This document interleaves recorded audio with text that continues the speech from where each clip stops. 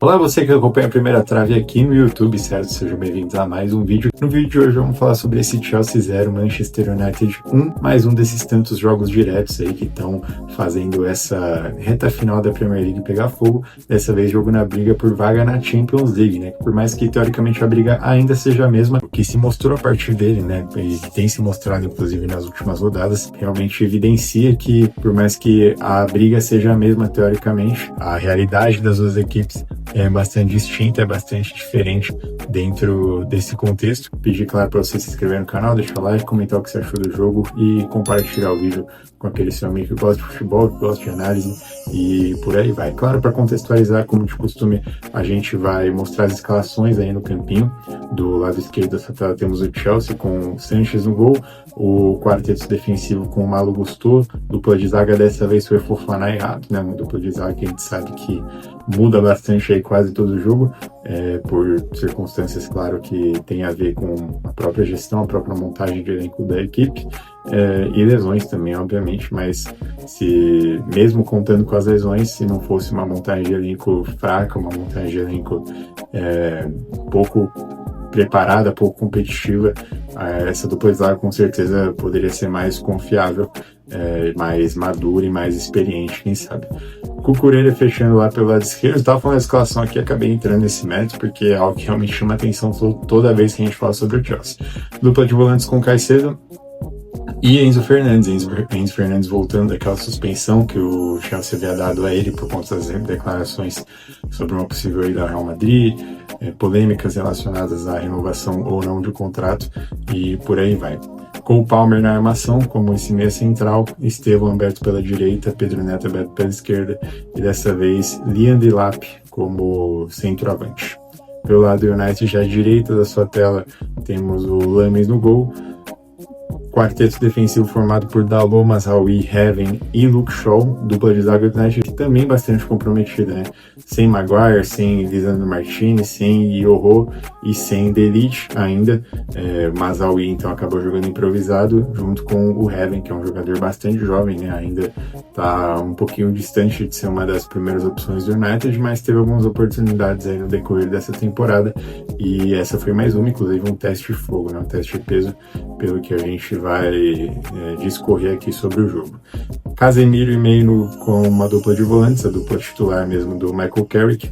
Lá na frente, Bruno Fernandes com o meio armador, Mbeumo aberto pela direita, Chesco na centroavância e Matheus Cunha aberto pela esquerda. Desde o começo do jogo já dava para ter uma ideia de qual seria o cenário. O Chelsea realmente teve bastante posse de bola, inclusive chegou a pressionar, né, no começo do jogo, chegou a fazer parecer ali que poderia fazer uma graça, mas não foi muito bem o que aconteceu. Foi um cenário um pouquinho oscilante, inclusive, né, teve um momento que o United também conseguiu recuperar bolas lá na frente, esboçar alguma coisa e por aí vai. Só que abriu o placar no fim das contas, foi o United ainda no primeiro tempo, com uma bela jogada do Bruno Fernandes caindo ali pelo lado direito, superando as marcações tanto do Cucurella quanto do Garnacho, cruzando a bola e o Matheus Cunha completando para o gol. Mais uma assistência do Bruno Fernandes, né? Acho que a gente parar para ressaltar. Já são 18 assistências do Bruno Fernandes. O recorde de mais assistências em uma temporada da Premier League pertence ao Kevin De Bruyne do Manchester City na temporada 19-20, que curiosamente foi a única do período de 7, do período no qual o City ganhou 6 Premier Leagues em 7 anos, foi a única que o City não ganhou, mas que o Kevin De Bruyne bateu esse recorde de 20 assistências na campanha, e divide esse número de 20 com o Thierry Henry na temporada 2002-2003, uma temporada antes do título dos Invincibles, né, do Arsenal, que foi na temporada 2003-2004. O Bruno Fernandes chega a 18 com essa assistência no jogo contra o Chelsea, e é curioso observar, né, que faltam 2 assistências para igualar, 3 assistências para passar.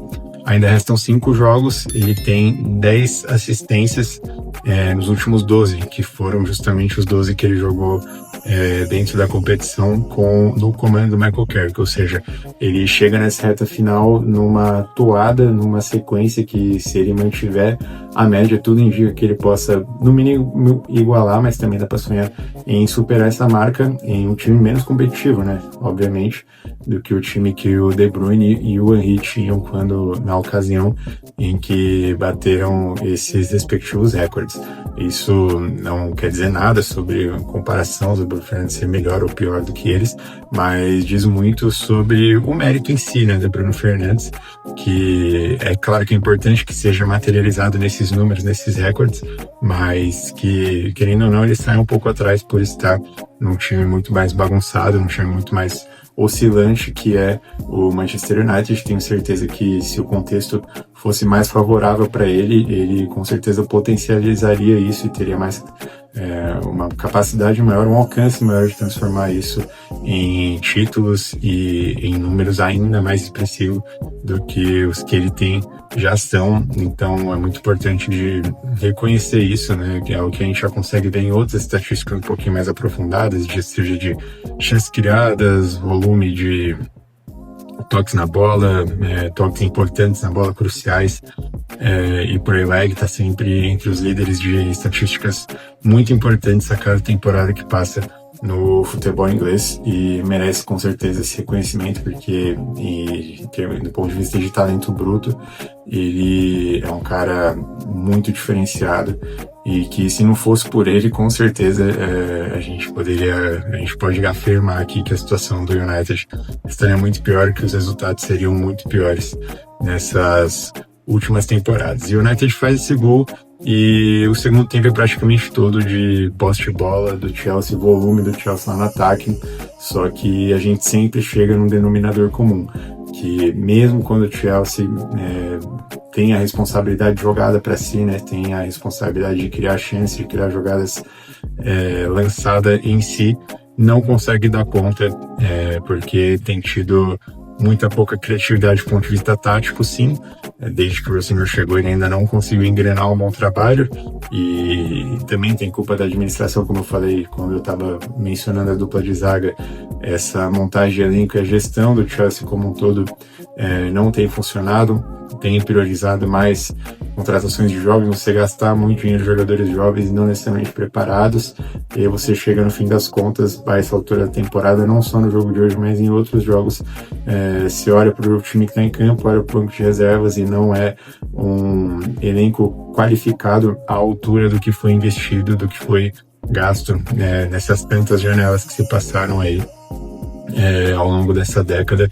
E isso também tem a ver, claro, com o rendimento de alguns jogadores que a gente esperava mais deles, né? Como é o caso do Cole Palmer, talvez seja o primeiro que a gente que chame a nossa atenção aqui, né? Que há 2 temporadas atrás era alguém que dava um salto, era alguém que parecia surgir ali como alguém que o Chelsea poderia montar o elenco ao redor, poderia usar como referência. Não estou dizendo que não pode mais, que acabou, enfim, mas já é a segunda temporada consecutiva dele na qual ele é um cara muito oscilante e que oferece muito pouco, né?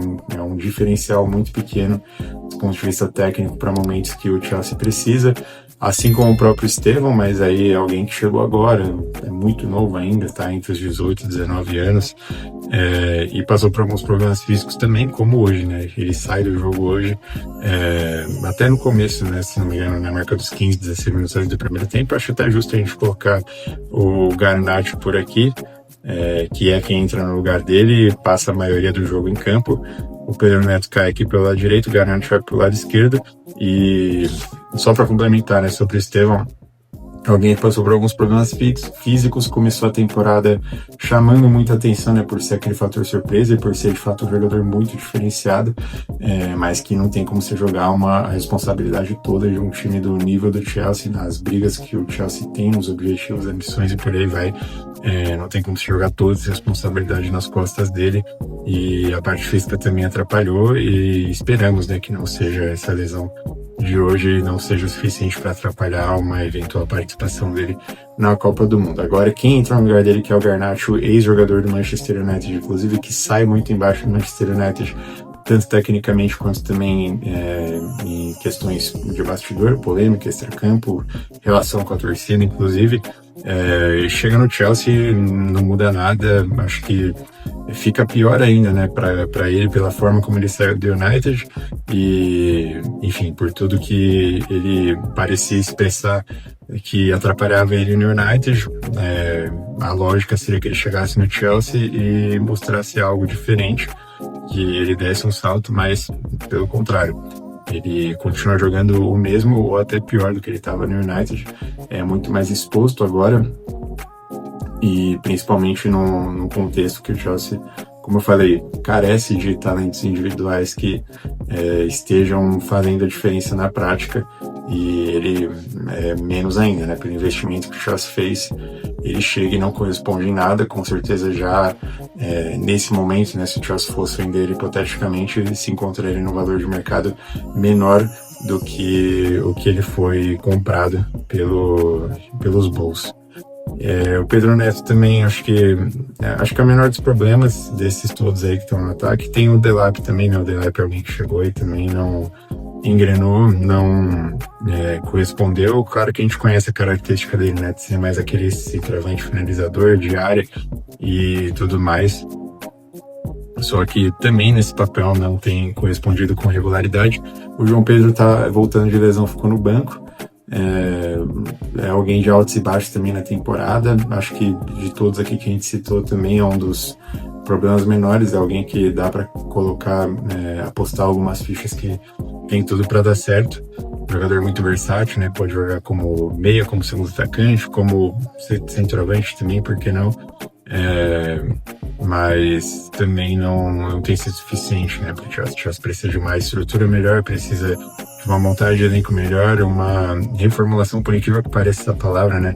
Por ser um time tão jovem, mas precisa de uma reformulação no sentido de fazer escolhas, no sentido de saber quais jovens dá para você confiar para o presente, dá para você manter no elenco, manter evoluindo, em que posições você precisa reforçar, e aqui eu evidencio principalmente a zaga, em que posições você precisa trazer mais experiência, né, para que esse time consiga caminhar para frente, e nomes também para colocar uma pulga atrás da orelha, né, colocar um ponto de interrogação, talvez trazer alguma sombra, alguém que fique no banco e possa incomodar, possa tomar essa titularidade e assim fazer o Chelsea andar para frente, né, evoluir.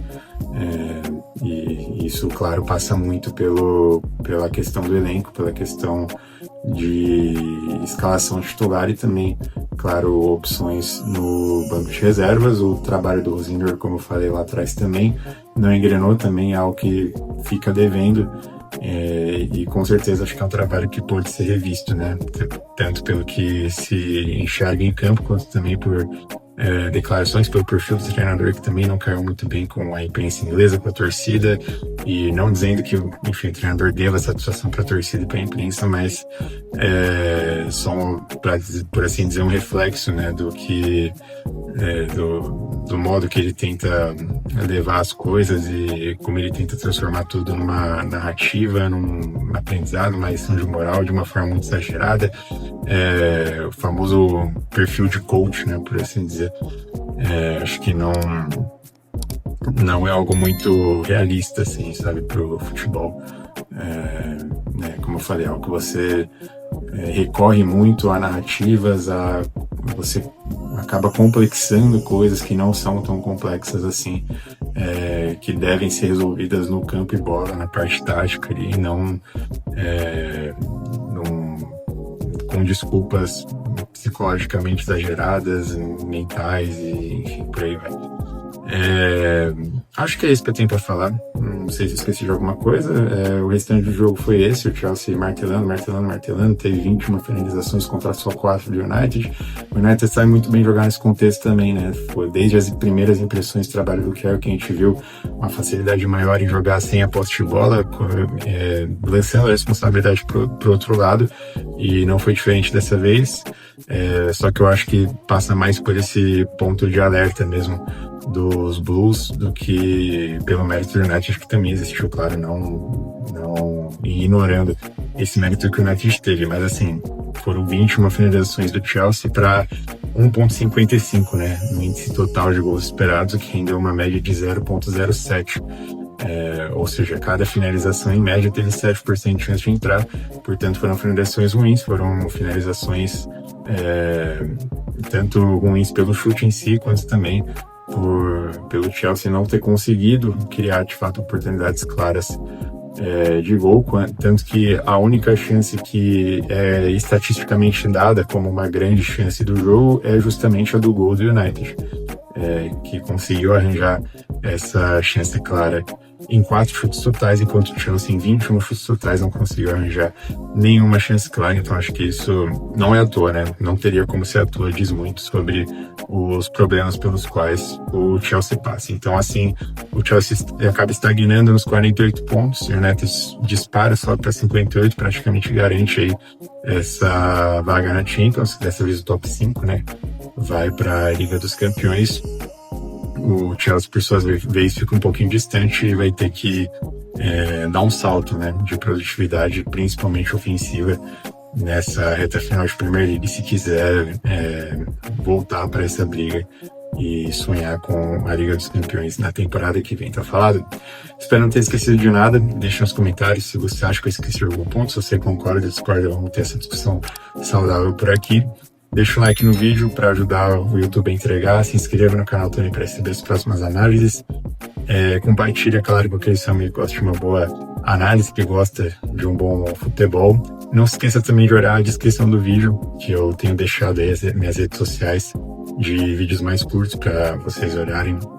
Tenho produzido conteúdos mais dinâmicos, mais rápidos, mais bem editados, para passar de forma resumida também para vocês os destaques que acontecem de melhor no futebol mundo afora, certo?